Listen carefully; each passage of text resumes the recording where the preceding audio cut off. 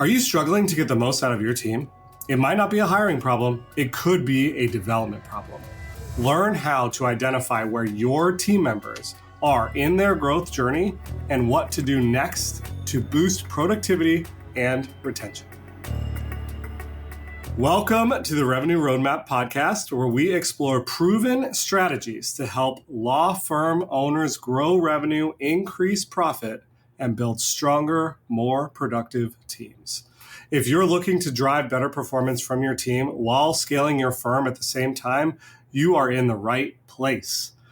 My name is Tyler Dolph. I am the CEO of RocketClicks, a full-service digital marketing firm that specializes in helping exclusively family law firms attract more clients and convert more leads.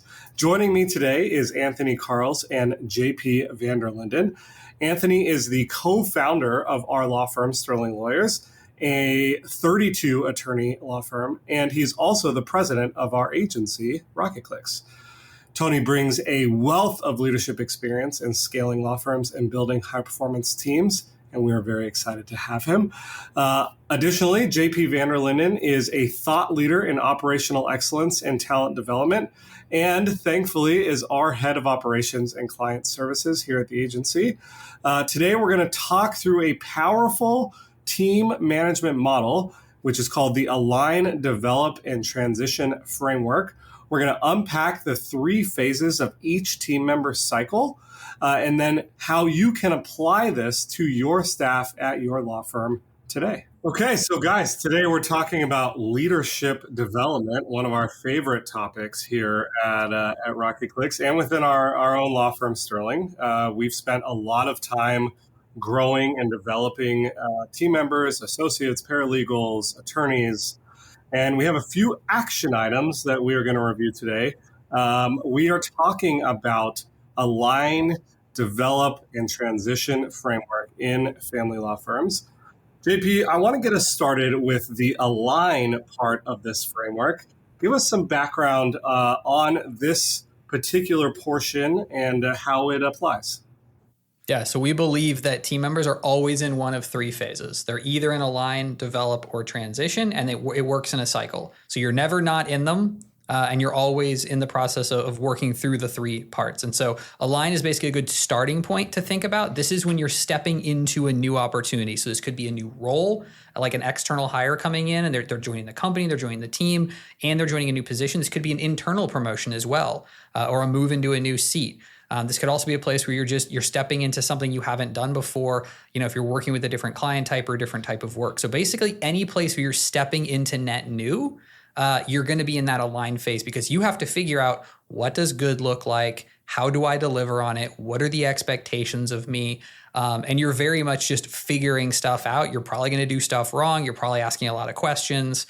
And that's okay, because that's the expectation for that Align phase.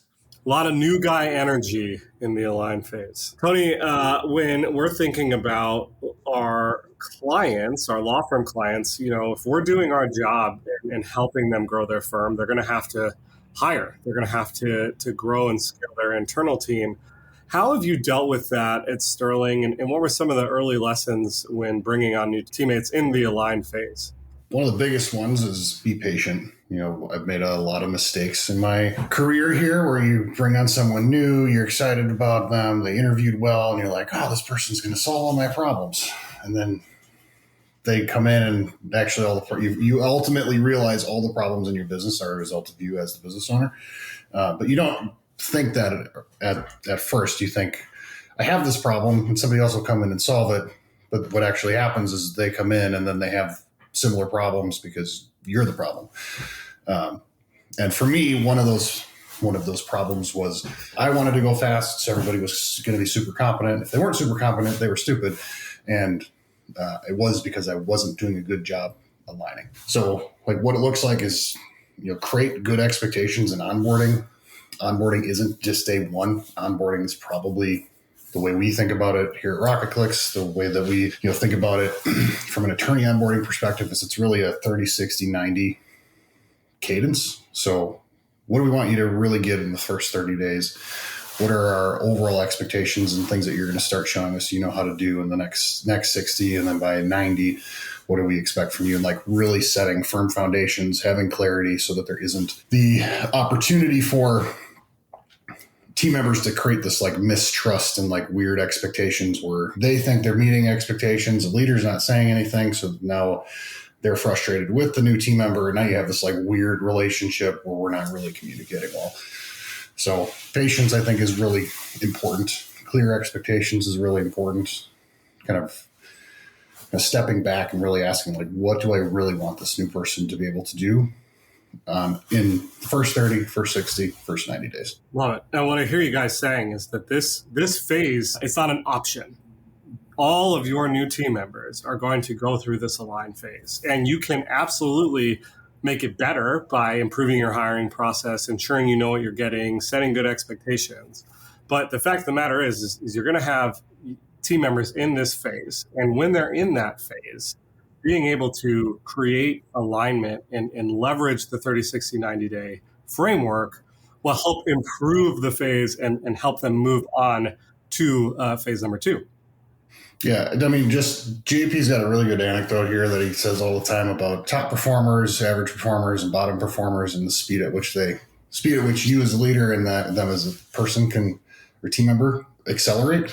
I don't know if you want to just share that, JP, how you think about that. Oh yeah, I mean, you're gonna have some percentage of people, and they're your top guys, your 20%, who they're gonna succeed kind of in spite of whatever you do. Like they're driven, they're high competence, they're gonna figure it out, right? They're just gonna succeed, kind of regardless. That's probably your top 20%, right? They're just gonna be successful. They're gonna work in any environment. And leaders convince themselves that they're good because they have that 20%. They're like, well, look, I worked with Jim. Like Jim did great. It's like, yeah, Jim was going to succeed whether you helped him or not, right? He's just going to do it. Then like kind of your middle 60% is like, they will succeed if you set them up for success. If you give them clear expectations, if you help them with their confidence, if you give them proper, guidance as they get going, give them feedback loops, steer them in the right direction, pair them up with people who they can shadow on, give them enough ramp time. Don't just chuck them in the deep end with no floaties and hope it works. Like those group, if you set them up, you can get success there. And then you're getting 80% of your folks working. And like, that's when you feel really good. And then you got 20% who it kind of doesn't matter what you do. Like they're just not going to perform well. Right. And like part of this process with this align phase is that like you figure out from enough data points, enough bringing people on, like if you only ever onboard one person every like year, you have no idea if they're good. You have no comparison point. But if you bring on, a person every month or 3 people every month, you start to get enough things. You go, oh, I see a pattern here. Normally, this is how fast people take this on. This is how many rounds of revision it takes. This is how long it takes them to learn. This one's an outlier. There's a problem here. And because if you think about that as like a 30, 60, 90, like you're staying really close to them in that phase. And so as a result of that, when they're on or off track, you're giving them the feedback, you see what they're performing correctly, and then you're able to act accordingly. Like, Tony, you've got a comment about, kind of micromanagement here, which I think is probably applicable for folks. Yeah. So just back on your point, that first group, that first 20%, they'll succeed faster than they would originally because you set them up well. That middle 60, they'll exceed during the normative timeline, and you'll find out who your bottom 20 are. So you don't have to like continue to waste time investing in that group they don't actually want to align. They don't actually want these expectations. They don't actually want accountability. And it's really important in this phase to like, how well are you doing this? Because it sets you up for success and mitigates loss and helps secure your investment of new team members. I love it. I think there's so much value in your point in that like your high performers will succeed even in spite of you, but if you can help them, they'll be even more successful faster. And then if you can help that middle average group be successful, well then, you're crushing it. You're winning big time. Okay. So we've figured out the align phase. You got to set a solid foundation. You got to set great expectations.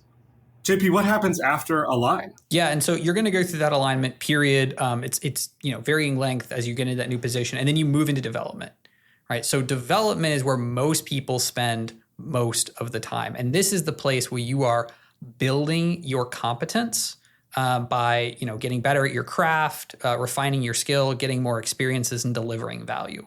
This is probably most of your team. Most of your team is in this develop phase where they're getting better at the seat they're in. They're not taking on a new seat. They're not leaving their seat. They're in the same place, and they're just getting better by building reps, by improving the process, by getting more experiences. And so this is, again, most people sit here for a really long time, and that's not a bad thing. Like, that's what it should be. And so, that's kind of the develop phase that you're going to see most of your team sitting in.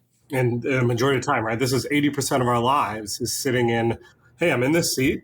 I'm doing a good job. I'm going to try and continue to get better until something new comes along, until what's next happens, right? So I guess my question is, how do you keep them motivated? How do you continue to help a team member in this kind of normal state? Hey, you're on our team. We're keeping you employed. We appreciate what you're doing. How do we continue to push them? So if you look at nature, there is no such thing as staying the same. There's no plateau. You are constantly in a state of either growing or decaying. And so if you think, I'm just kind of staying put, like the stagnation is actually decay. And so the reason it's called the develop phase and not the hang out and do the same thing phase is because you're still getting better.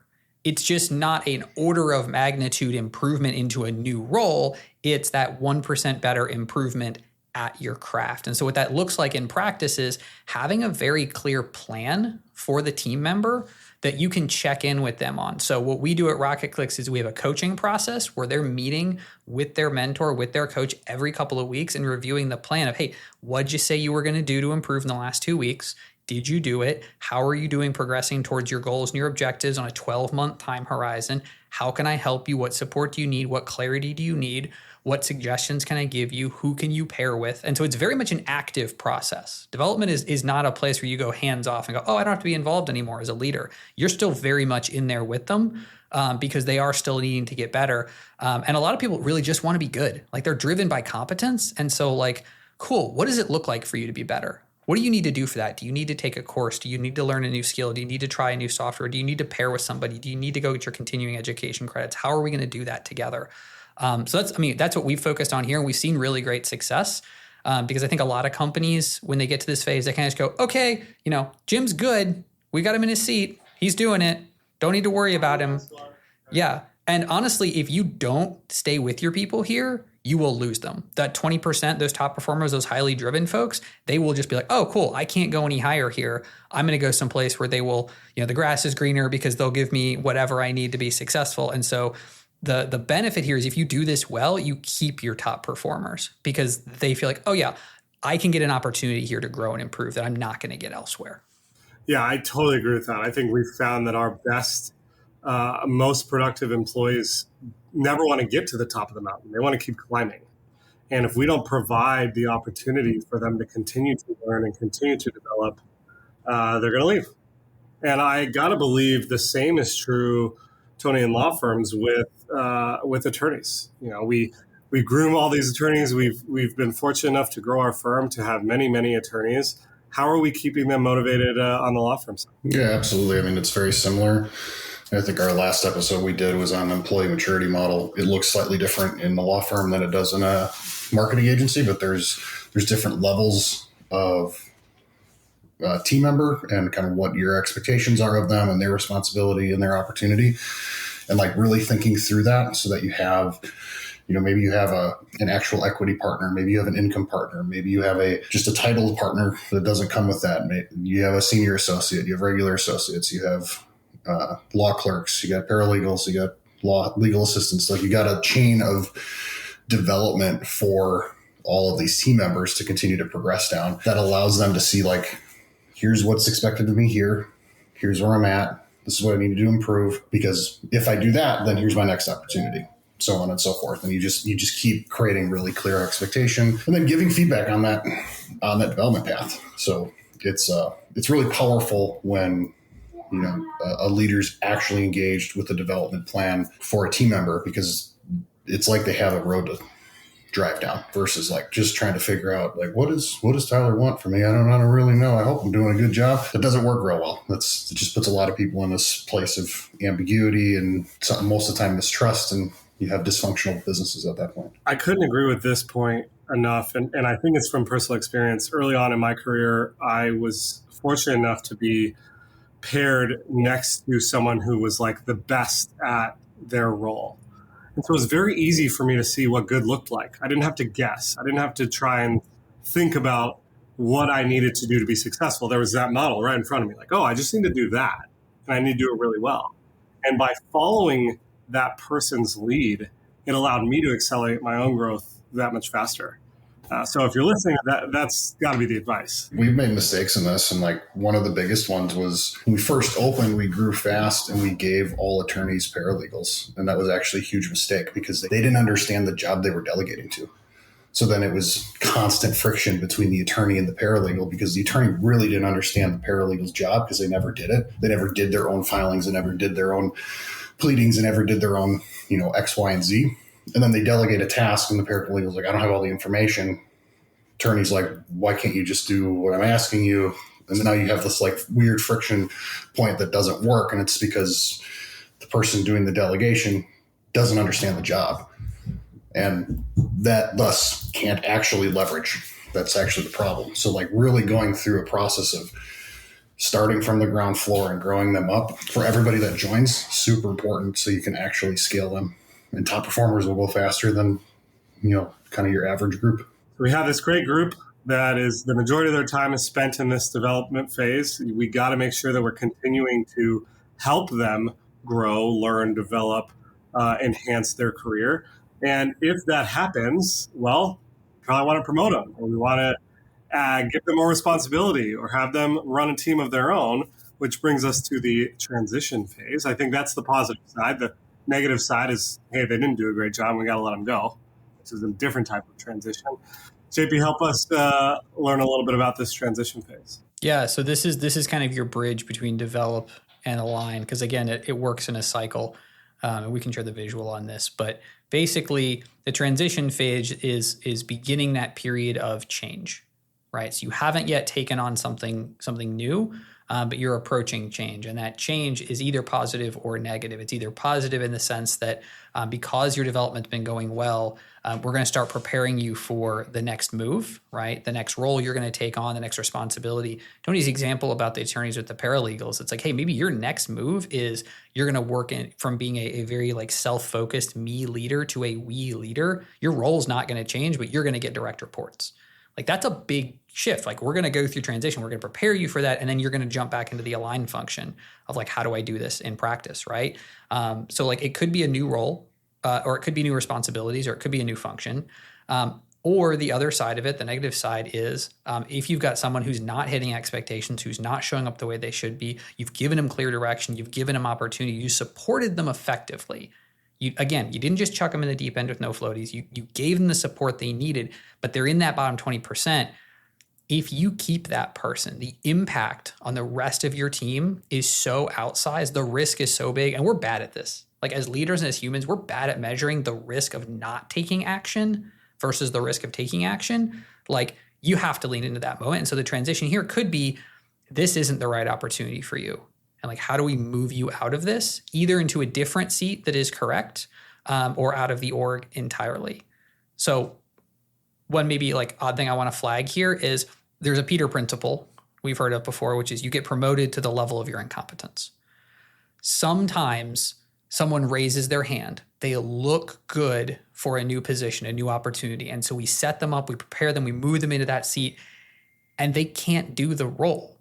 They're not ready for it, but they were really good at the previous role. I would encourage leaders to think about, if you have someone who's really good at doing something and you're preparing them for the next seat, what's the escape hatch if it doesn't work?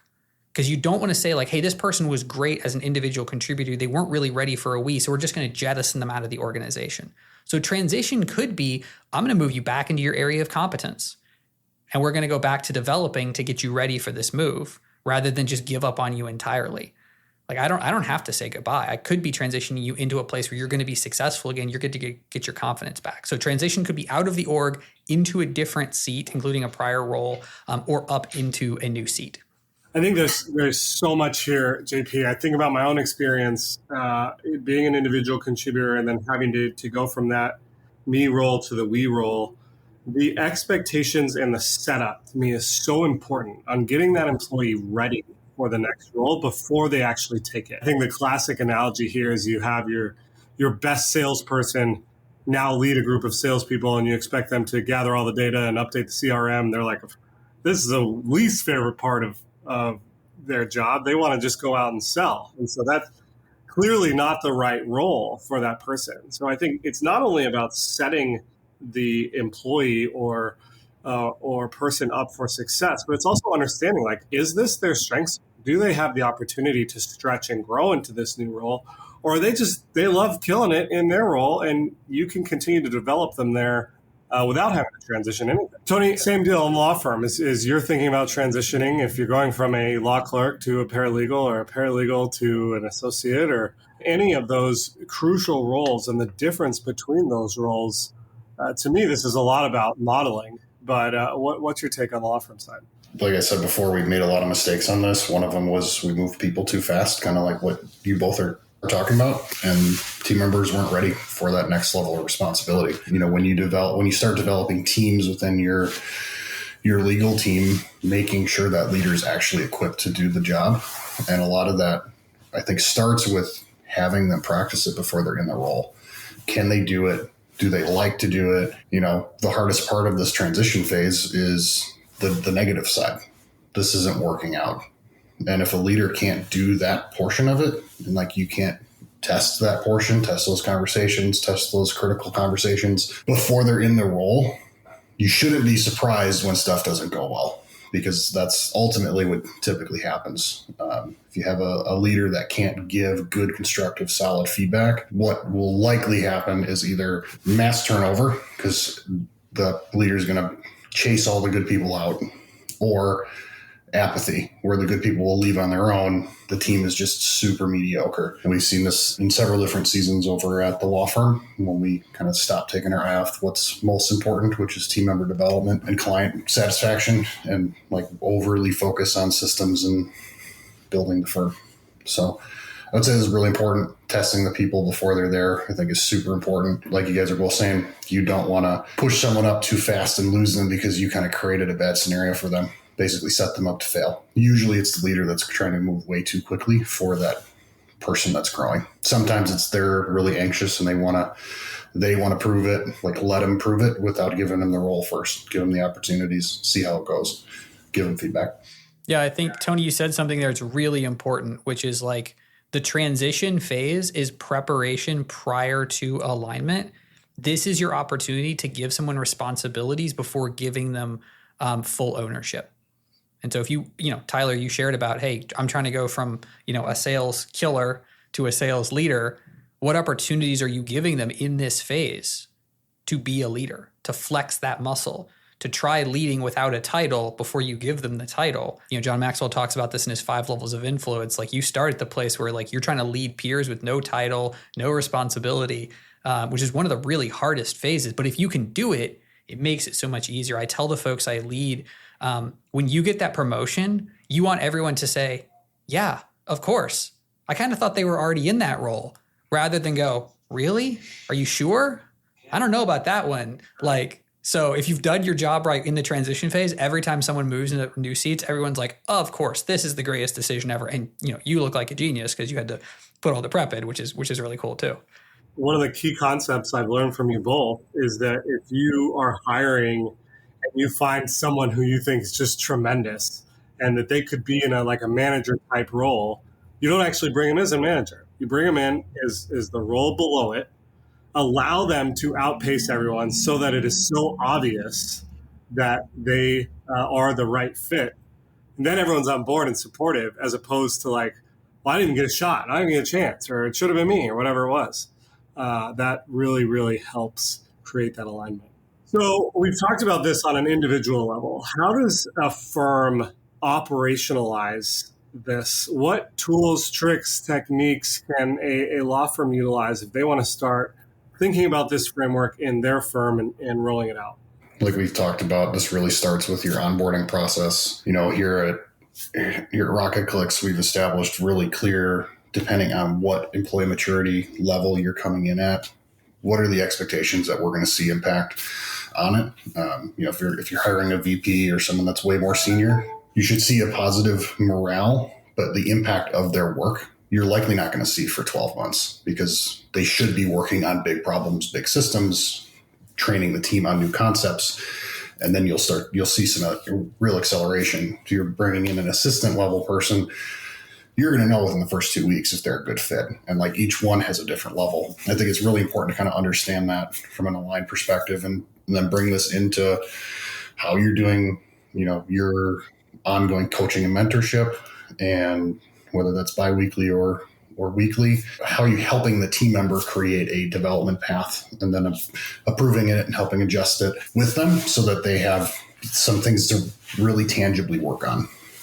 When attorneys are growing in their skill set, especially when they're fresh out of school, they don't really know how to practice yet. They know how to think. Getting in and like having experiences in each of these different phases of the court procedure and like understanding how to interact with clients and going through that process and helping them build confidence, because the worst thing you can do here is push them in too far. They lose all their confidence and they're basically neutered for quite a long time because they're scared to screw up. Especially attorneys going into the court for the first time on their own. It's a highly stressful situation because it's like, I've worked this hard to get to this place and I now have a job and I have a client and I'm doing this on my own. And like, now I can't look like a goofball in front of the judge. And like, I don't know where to sit. And like, I don't know, how should I address the judge? Like, how does all this work?